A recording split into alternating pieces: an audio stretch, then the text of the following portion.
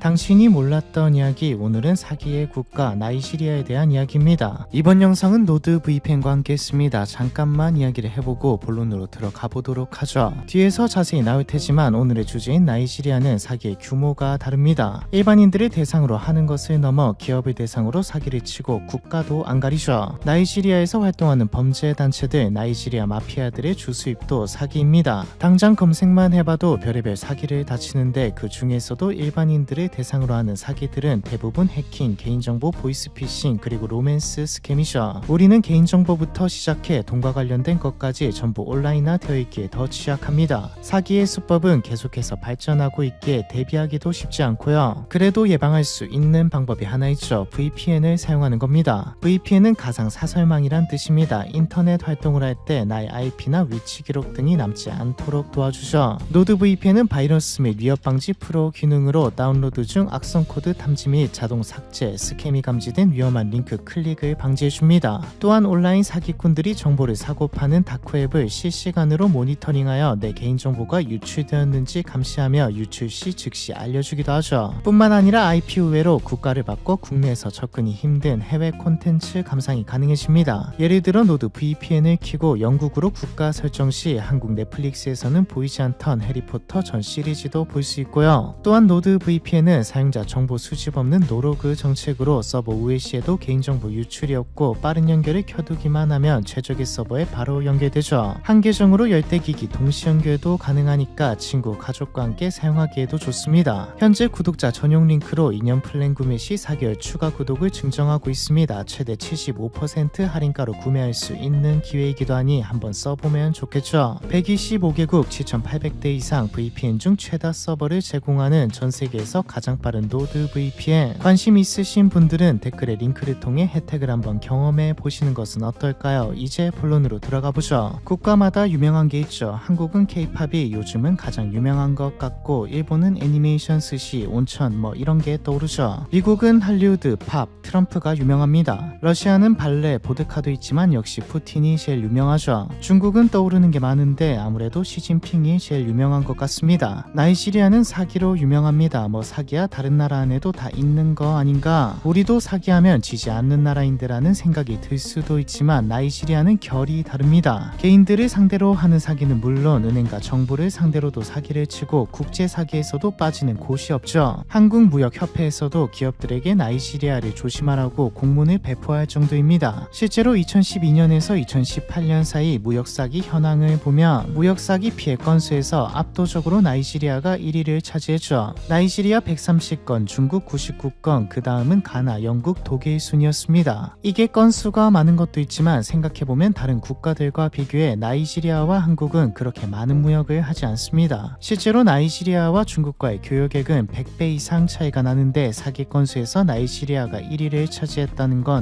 뭐 어마어마한 거죠. 최근 통계를 보면 중국이 1위고 영국, 미국, 홍콩 이렇게 4개국이 금액의 60%를 차지하는데 나이지리아의 이름이 사라진 건 나이지리아에서 치는 사기가 주로 들었다기보다는 면역이 생긴 거라고 봐야 합니다. 그리고 대상국이라고 해서 꼭 그 국가 사람이 치는 사기는 아니죠. 까고 보면 사기를 친 사람이 조직이 나이지리아인 경우도 많습니다. 나이지리아 이름을 달고 하면 안 먹히니 다른 국가의 사람인 척 위장해서 사기를 치는 경우가 많죠. 실제로 나이지리아의 사기는 초국가적 수준으로 진화했다고 보고 있습니다. 자기들끼리 깔짝거리는 수준을 넘어 다른 단체와 협업해서 당사국의 조직과 협업해서 사기를 치고 다니니까요. 인터폴 회의에서는 138개국 중 122개국의 금융사기 사건에 나이지리아인이 개입되어 있다고 보고한 사례도 있죠. 선불 사기라고 대충 큰 이득 같은 것을 약속하고 수수료 명목으로 돈을 받고 잠적하는 건데 2023년 기준 선불금 사기의 피해 규모만 82억 달러가 넘었습니다. 이 선불금 사기의 대표주자가 나이지리아 왕자 사기죠. 나이지리아 왕자 사기도 안에 바리에이션이 다양한데 가장 대표적인 게 이런 내용입니다. 안녕하세요. 제가 나이지리아 왕자인데요. 아버지께서 사망하면서 돈을 남겼는데 이런저런 이유로 나이지리아에서는 이걸 어떻게 못합니다. 이걸 해외로 송금하려면 당신의 도움이 필요합니다. 계좌랑 수수료 조금만 주시면 제가 돈을 옮기고 몇백만 달러를 사례금으로 드릴게요. 이런 느낌입니다. 복권으로 사기를 치기도 하죠. 누구누구씨 당신은 복권에 당첨됐습니다. 축하드립니다. 수수료 1000달러와 계좌번호, 전화번호를 보내주시면 당첨금을 입금해 드리겠습니다. 이런 류의 사기를 치는 이들을 이것을 나이지리아에서는 야후보이시라고 하죠. 주로 야후 이메일을 사용해서 사기를 치거든요. 그리고 진짜 나이지리아가 사기의 나라라고 불릴만한 이유가 하나 더 있습니다. 보통 사기 범죄는 범죄자들이 치죠. 그런데 나이지리아는 아닙니다. 일반인들도 많이 하거든요. 나름 아프리카 경제에서 방귀 좀 낀다고 하는 국가인데 심지어 산유국인데 왜 나이지리아는 사기의 나라가 된 걸까요? 일단 나이지리아라는 국가 자체가 좀 인위적으로 탄생했습니다. 원래 한 나라도 아니었죠. 지금의 나이지리아 지역은 250개가 넘는 민족이 각자의 왕국과 문화를 가지고 알아서 살아가는 곳이었습니다. 언어도 종교도 전통도 달랐죠. 이것들을 합쳐서 하나로 만든 게 영국입니다. 영국이 식민 지배를 했거든요. 식민 지배를 통해 한 국가가 된 나이지리아는 1960년 독립을 하게 됩니다. 독립 당시 나이지리아는 산업면에서는 암울했죠. 인도와 달리 식민 지배 당시 영국이 아무것도 지어놓은 게 없었거든요. 나이지리아는 원자재 공급지였을 뿐 제조업이나 산업화를 한 곳이 아니었기 때문이죠. 반대로 기회의 땅이기도 했습니다. 많은 인구, 전 세계 파묘 생산량의 43%를 차지하는 농업 국가이자 식량을 자급자족할 수 있고 무역 수지도 괜찮은 상황이었죠. 그리고 1956년 나이저 델타의 올로이비리에서 발견된 막대한 양의 석유까지 잘만 굴리면 아프리카 최대의 경제국이 어쩌면 아프리카 최초의 세계적인 경쟁력을 가진 국가가 탄생할지도 모른다는 기대가 있었습니다. 여느 아프리카 국가들이 그렇듯 문제는 시스템이었죠. 한 민족이 원래 한 국가였던 곳이 아니었기에 이권을 차지하기 위해 서로 물어뜯고 싸우기 바빴거든요. 우리라는 하나라는 통일성이 없는 상태에서 자원만 있으니 사실 결과는 뻔했습니다. 민주주의 정부로 출발했지만 10년도 되지 않은 1966년 군부 쿠데타가 터지죠. 정치인들도 많이 죽었지만 쿠데타로 부족 간의 갈등이 더 심화되면서 그냥 서로 보였다 하면 죽이는 학살극이 벌어지게 됩니다. 1967년에는 동부 지역이 비아프라 공화국으로 독립을 선언하면서 비아프라 전쟁, 나이지리아 내전으로까지 확장되죠. 전쟁은 1970년까지 이어졌는데 서로 죽이기도 많이 죽였지만 비아프라를 봉쇄하면서 대기근까지 일어나 100만 명이 넘는 민간인까지 죽어나갔습니다. 정치는 당연히 개판이 되었고 국가기관의 투명성은 물론 법치주의고 뭐고 제대로 된 게 없었죠. 이 사이 권력에 조금이라도 가까이 있던 사람들은 고위급부터 말단까지 전부 부정부패가 일상이 되었습니다. 부족들 간의 신뢰가 없었기에 서로 간의 사기와 속임수도 만연했고 처벌도 안 되었죠. 이때부터 이미 나이지리아 사회에는 사기, 속임수가 만연해 있었습니다. 이런 상황에서 1973년 석유 파동이 터지면서 유가가 치솟자 나이지리아에는 이때까지 만져본 적 없는 돈이 들어오기 시작했죠. 1970년 6억 달러였던 석유 수출은 1980년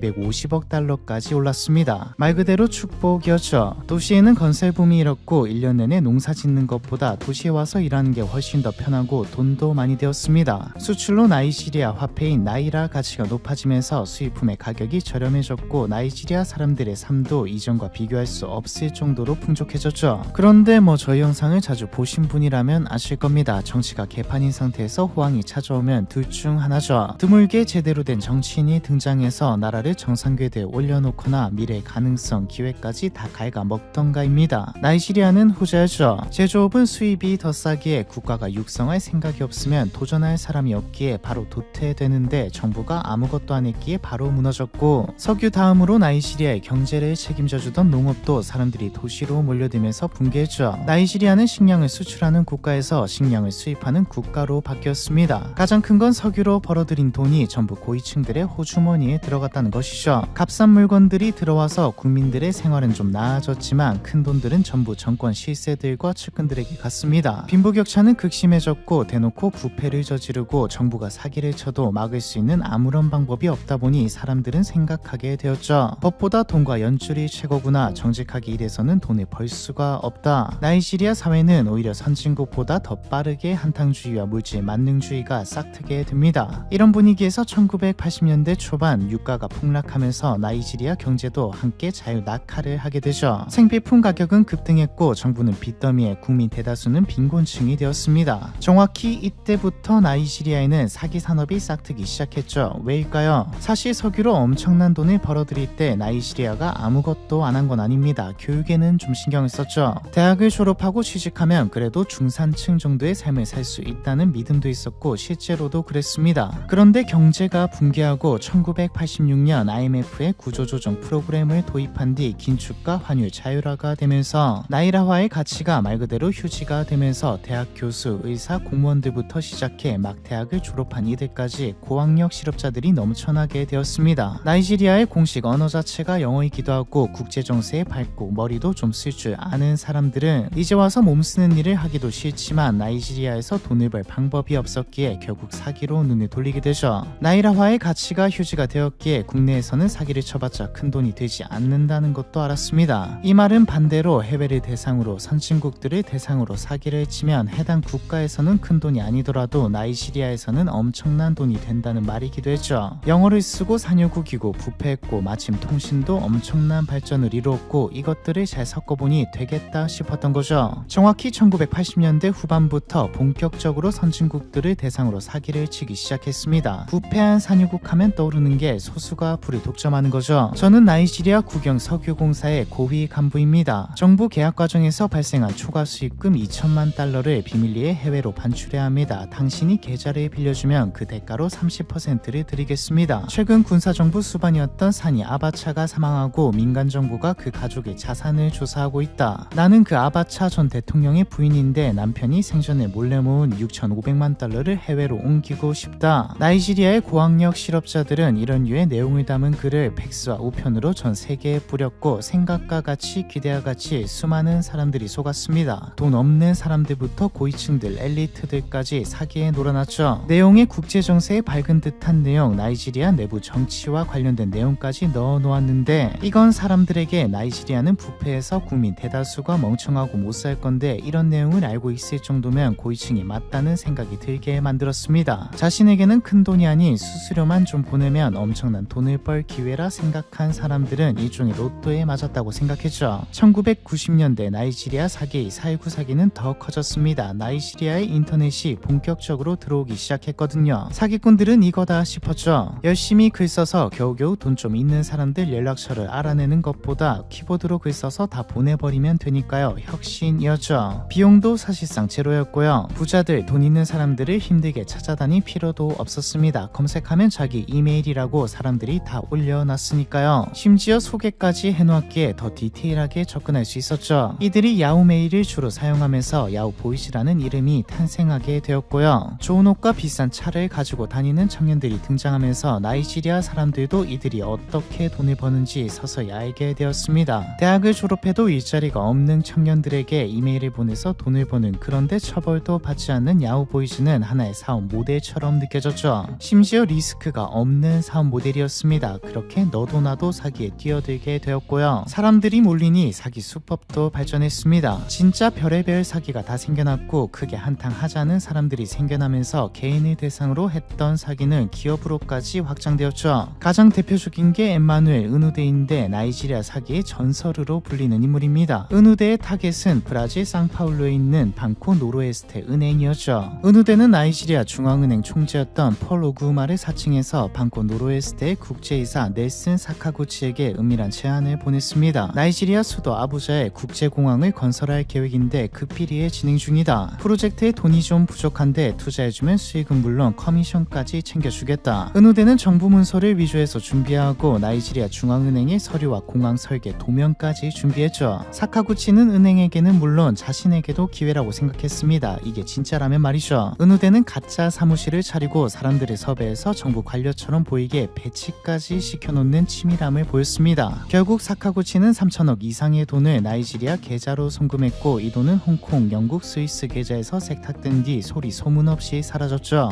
공항은 거짓말이었고요. 은행 자본금의 절반에 가까운 돈이 사기당한 뒤 방코 노르웨스테는 파산했고 은우대는 체포되었지만 5년도 안 되는 형량을 받았습니다. 나이지리아 사람들은 저 정도 사기를 쳤는데도 형량이 5년이니 사기를 안 치는 사람들이 바보라고 생각했죠. 심지어 죄책감도 없었습니다. 일종의 배상이라고 생각했거든요. 백인들이 우리 조상들을 노예로 부리고 자원을 약탈해 갔으니 우리가 사기쳐서 돈을 버는 건 일종의 복수이자 배상이라는 생각을 했죠. 청년들 사이에서 사기를 잘 친다는 건 똑똑함의 상징으로까지 여겨졌고요. 그리고 이게 지금까지 계속되고 있는 겁니다. 부정부패의 나라 경제 개판이고 법치주의는 고사하고 정부가 제대로 제재도 못하는 상황이 지금도 똑같으니까요. 4.19 사기, 나이지리아 왕자 사기는 너무 많이 알려져서 피해가 적어졌지만 BC 사기가 반칙이 됐죠. BC는 기업의 거래처인 척 접근해서 은행 계좌가 바뀌었습니다. 앞으로는 이 계좌로 송금해주세요. 이런 느낌으로 보내는 겁니다. 단순히 이메일 사기가 아니라 해킹까지 하고요. FBI에서 발표한 BEC 사기의 피해 사례만 11만 건이 넘습니다. 이제는 아예 너무 다양해져서 대표적인 사기 수법을 꼽기도 힘들 정도죠. 그냥 사기꾼들 각자가 아이디어를 내고 실행하는 방식입니다. 야후보이즈와 같은 전통적인 방식의 사기를 치는 하나만 걸려라식의 노력파 사기꾼들부터 꽤 큰 규모의 조직적인 사기를 치는 이들까지 지금 현재도 나이지리아에서는 새로운 사기들이 탄생하고 있죠. 무슨 스타트업 마냥 말입니다. 개중에 돈 좀 벌고 머리가 좀 돌아가는 이들은 아예 나이지리아를 떠나 국제 범죄 조직들과 함께 사기를 치고 다니고요. 사기 범죄를 파면 나이지리아 사람이 항상 포함되어 있는 이유도 사기 엘리트들이 나이지리아에 많기 때문이라고 봐야 합니다. 한국이 게임 강국인 것처럼 나이지리아는 사기 강국인 거죠. 한국 프로게이머들이 막 해외팀에 스카웃돼서 활동하는 것과 같습니다. 쭉 보셨듯 사기가 나이지리아 청년들에게는 일종의 생존 전략이자 합리적 선택이기에 처벌도 없다시피 하고 돈은 많이 벌리니 국가가 정상화되지 않는 이상 나이지리아 사기는 앞으로도 쭉 발전할 것 같네요. 사기의 국가 나이지리아에 대한 이야기 이번 편은 여기까지입니다.